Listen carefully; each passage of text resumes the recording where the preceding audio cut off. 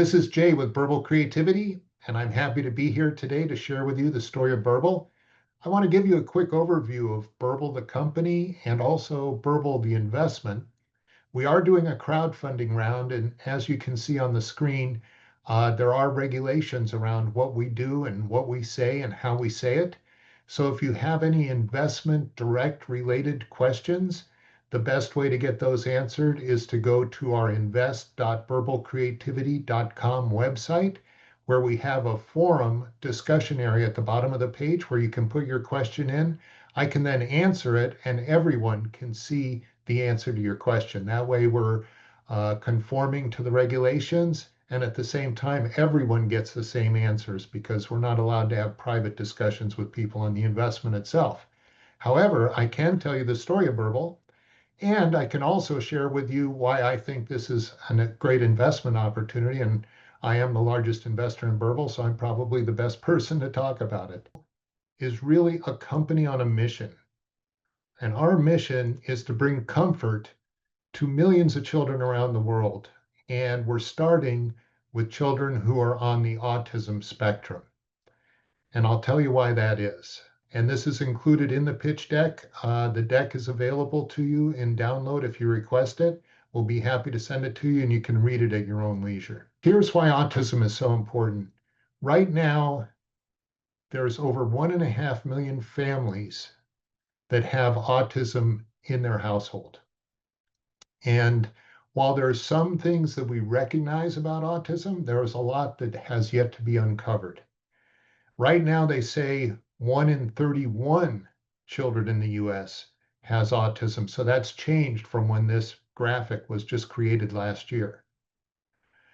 And what we have found is this is an article in PubMed that actually says that children on the spectrum who are able to control their environment actually can see a decrease in repetitive motion behavior. They get more calm, they get more attentive. And that's why we think bringing Burble and our storytelling tent to the market is going to make such a huge impact. Now, there are already companies bringing products like this to market, but they're very expensive. If you wanted to fit out a full sensory room for your child, it could cost you as much as $25,000.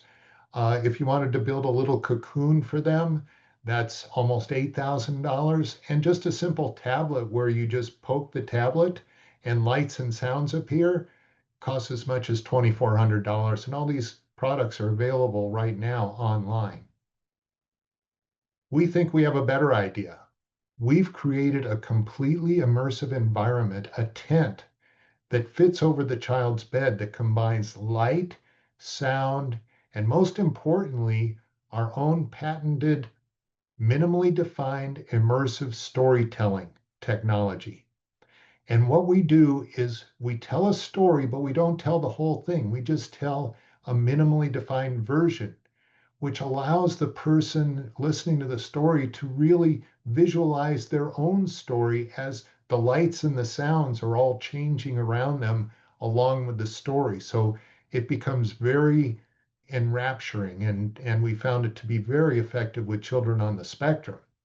They can use a digital or a storybook. The tent itself actually runs off of an app that can be on a phone, a tablet, a computer, you name it. We have a sleep mode, which is really cool. So when the child reads the story, it's at bedtime, and then they get tired, you go into sleep mode and you can bring out stars at night and the wind whispering through the trees, whatever you feel is soothing to your child, and the child can program it themselves. Whatever they want to sleep to, that's what they can sleep to. Everyone loves it. Kids love it, parents love it. But right now we're focusing on the autism market, and our entire tent is only $500. When you compare it to those other products, you can see we could charge a lot more for this product, but we want to get it out to the people who need it.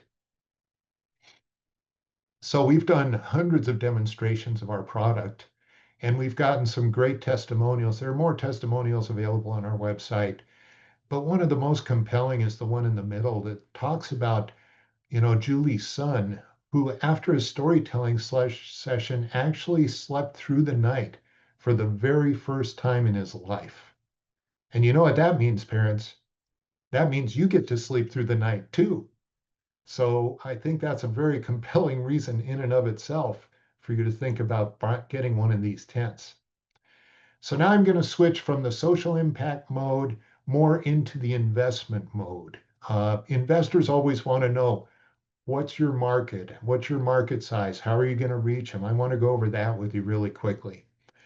Our total addressable market, if you're looking at the 33 million families with kids under 17, that's the entire group. That doesn't just mean kids on the spectrum, could be a $16.5 billion market with 2 billion in annual app revenues. What we consider our serviceable addressable market is the 1.5 million families with children.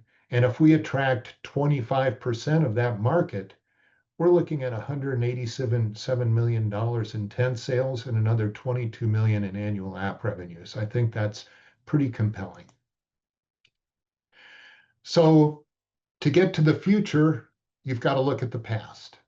So what I want to do is just give you a quick history of Burble, where we started and how it worked. Taylor Cole is our founder and inventor, and he spent 7 years doing research and development. How can we make this better? How can we add this? How can we tweak that? And through this whole progression of prototypes, we had dozens and dozens of demonstrations so that we could refine it. We actually have intellectual property with one issued patent and a couple pending, and we own a couple of trademarks, but we also have other moats that I'll tell you about later. We've developed a Burble app. Right now, we're redesigning it because technology is growing so fast. We have to add things like artificial intelligence components. And we're taking the compute out of the tent. We used to have a little computer in the tent. Now that computer's out of the tent, all the compute is on the cloud. I think that's a big advantage. We've got hundreds of demonstrations. We've created hours of content, dozens of stories, but we've also engaged Future House Studios, which is a production company that specializes in animation and kids' stories. And they're going to be working with us on content as well. And we are ready to begin commercialization, but we need funding. And that's why I'm here. So our funding plan is pretty simple. We originally raised about $500,000 through friends and family. Then we did a capital stock offering under 506C for accredited investors, and we raised about another $400,000 there. We're currently doing our crowdfunding offering. We're doing it at $5 million. And what we want to use the money for is to get the first 500 tents out to market. We're not going to need the entire 5 million. If we decide to cut it off sooner, we will, but we put 5 million as our go-to. We get those 500 tents out, and they're going to be going to people we have over 600 people on our wait list right now who want to buy the tents. We also have investors who are investing that want to get the tents. So the way the priority goes is the top investors get first dibs. Obviously, they've put money in. Then all the other investors have a chance to buy the tent if they don't want to. Then we go to the wait list and we go to the first people who signed up. So we're trying to keep a priority that makes it fair for everybody. We're going to get those 500 tents out, and we're going to take a couple of months for them to enjoy the tent, to tell us what they like and what they don't like. And what we can do with that information is do a final custom design for our commercial tent and then go on our big run. And we want to run, say, 10,000 tents at first to start, meeting demand. And what we can do with those first 500 off the line is send them to the initial people who tried the tents. They get a free tent, and then we're asking them to donate those original tents to a local nonprofit so that families in the community who have the need can get the tent without having to pay the money if they can't afford it. So we plan on cutting off, when we get some traction, we'll be cutting off that investment. And then we'll be going to what we call a Regulation A at a different valuation. It'll be a higher valuation. And eventually, what we're targeting is I'd like to see this become a publicly traded company at some point with a direct listing on an exchange. So our crowdfunding round is where we're at today. And we're really targeting what we call affinity investors. These are people who want to make an impact. I've had several people tell me, just talking to people, parents and grandparents of autistic children, I just like to donate. I want to help get this out there. How can I donate? And I say, well, don't just donate, invest. Anybody can invest. So why don't you just go ahead and do that? We have a demonstrated appeal. People understand why I've had so many parents tell me we can't wait to get one of those. Like I say, we have 600 people waiting for this product. We're using social media, word of mouth. We're working with nonprofits. But to get the product out there, we need to fund the product. And that's why I'm here today. So, as I said, 500 tents out, we get the feedback, we do our bigger run, we get the first 500 out to those early adopters, we get the originals donated to the local nonprofits, and we want to use a very capital efficient, low overhead business model because I find that that's the most compelling opportunity for us to maximize value for our shareholders. So we do have some moats, like I said. We have intellectual property. We have some trade secrets that'll never be in a patent because people don't, I mean, there's things that we don't want to share with people. We are aligned with a number of nonprofits. We sponsor a lot of nonprofit activities like autism walks and things like that. So if you know of anything in your neighborhood that's going to be happening, we'd be happy to talk to you about working with them. And what we did from the very beginning is we came in at the lowest price we could so that there's no race to the bottom. There's no way somebody's going to try and come in and undercut us on price. They just won't be able to meet the margin. Besides, with our technology protected, they can't duplicate what we're doing anyway. So I told you about Taylor, and this man is a wild man. He is absolutely berserk. He jumps off of buildings with parachute, of course. So he's still here. And he's the number two parachutist in the world right now. He's on the US parachuting team, an absolute wild man. He rides a Harley Davidson in Southern California, and you have to be crazy to do that. Now, Amelia is what I consider to be our secret weapon. She's the one who's knitting all this technology together. And she is really the guru behind our technical development. She's right now the director of innovation and development for an international soccer training company. And this is a labor of love for her right now. And I myself, I've been an entrepreneur all my life. That's all I've ever done is start companies, grow companies. I've had some massive exits. I've had some spectacular failures. That's the life of an entrepreneur. I'm hoping that this will be one of my big exits, but you never know. So that's about the story of Burble. I'd be happy to take any questions. And here's all my contact information. If you want to reach me, like I say, I can't answer any investment related questions directly. Use the forum, the Discus forum on our invest.burblecreativity.com website. But other than that, I'd be happy to take questions right now. Thank you, Jay. That was a fantastic presentation that definitely tells all of us so much more about verbal creativity and the idea behind it, the people that it's going to help, and the price point that it comes at. So we do have a few questions that people sent in earlier, and now that we have you here, we have the opportunity to ask you those questions, right?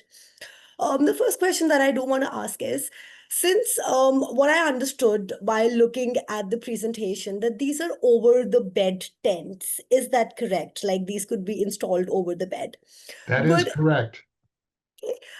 from personal use perspective, I understand that if you have a kid who suffers from autism, right?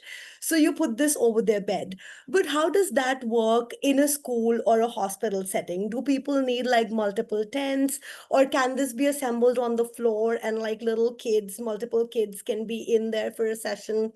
Does it have to be one-on-one? Like, could you talk a little bit about that? Sure. As we are an early stage company with limited resources, we had to stick to just one product design initially, but all Right. of our prototypes have gone through several different form factors and sizes. So we did have a 10 by 10 tent where we could bring Mhm. entire families in. And we anticipate at some point, we have talked to hospitals, we've talked to school districts, and they all have asked us about having a Burble room or a Burble installation, and we would love to do that. But right now, we're really focusing on the personal over the bed tents.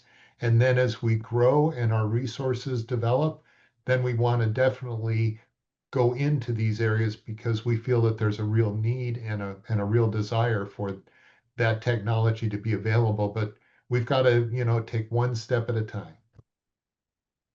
Absolutely, of course. No, thank you. Thank you for sharing that.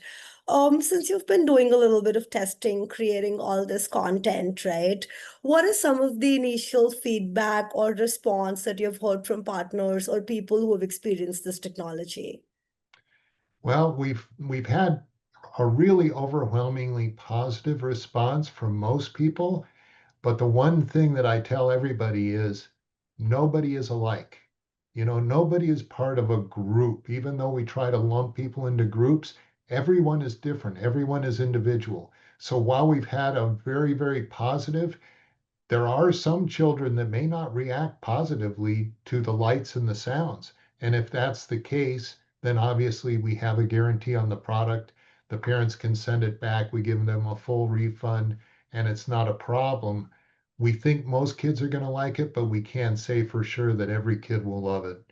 But we have had children who are addicted to video games and they've actually asked their parents, they put down their video game and say, "Can I go back in the tent?" So to me, that tells you a lot right there. Of course. No, it seems like a very helpful product, especially when we are dealing with young kids with like neurodivergent issues. So it definitely feels something that could be very helpful. But then again, with kids being in different ends of the spectrum, it cannot guarantee. So I completely understand. I absolutely value the fact that people can send back the tents in case that does not work for their kids, right? So I think that is a great thing that, Burble's offering to people. Jay, how did you become involved with Burble creativity? So I see that you're Well, the biggest investor, and people are also curious that aside from investment, like how did you get involved? well, I don't have any family members that are on the spectrum, and a lot of people kind of assume that, there's some kind of connection to autism. But throughout my life, I've been an entrepreneur all my life, and throughout my life, I've been involved in altruistic endeavors. So I was involved in a renewable energy company back in the 90s before it became cool. I've been heavily involved in biotech and precision medicine, trying to find answers to very, very tough medical questions. So I've worked with scientists on things like that. And when I heard about this idea from Taylor, I just immediately thought this is going to be a big winner. And I wanted to continue to mentor him and work with him. We've developed a great friendship. And as I said, being on the board of directors, my my fiduciary duty is to the shareholder. And I felt that we weren't doing our duty if we didn't get this product out to market. So I said, we have to make every effort to get this product out to the market. And I myself will put skin in the game to make this happen. And that's what I've done. And that's why I'm here.